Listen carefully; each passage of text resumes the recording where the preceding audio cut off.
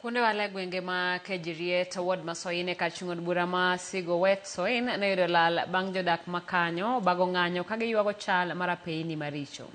Jodak go nowuok oko mar kar kwan gi ka gigeto loso yorno ka giwacho ni giol gi telo mar gavana ma Kericho Laktar Eric Mutai e wach mar ni osewe gi chien e dongruok kod bero ngimagi kata obedo ni ne giyiere kaka jatelo. Giwacho ni poni ywak gi ok bing'i gisingo dok e yo kendo bago ng'anyo ma kamano.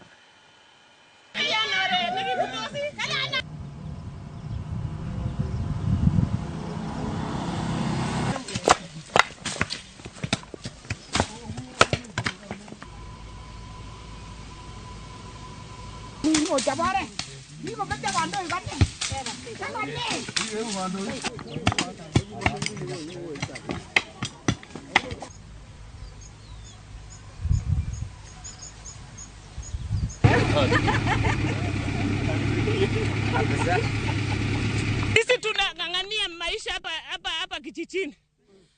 Angalia njia iko mbovu. Wakati mvua inanyesha, gari tunaiacha huko. Na sisi tunaenda na mguu. Mama mjamzito hawezi hata kafika hospitali. Hii hospitali yetu ni zahanati mdogo. Na tunapeleka wamama huko Kipsitet. Na hakuna hata gari inakuja kubeba akina mama wajawazito. Tuko na shida. Kuna njia karibu mbili ambayo haipitiki. Kuna njia ya Kapkatet, kuna njia ya Kejiriet hapa. Na yote ilikuwa inatengenezwa 10 years ago. Sasa ndio tunaomba. Tumeumia. Tuko na mahindi, tuko na miwa, tuko na kahawa. Haiwezi fika pale. Vitu yetu inaozea kwa shamba kwa sababu hatuna barabara. Ni kama hatuko kwa serikali, ni kama serikali hatutambui kama tuko hapa.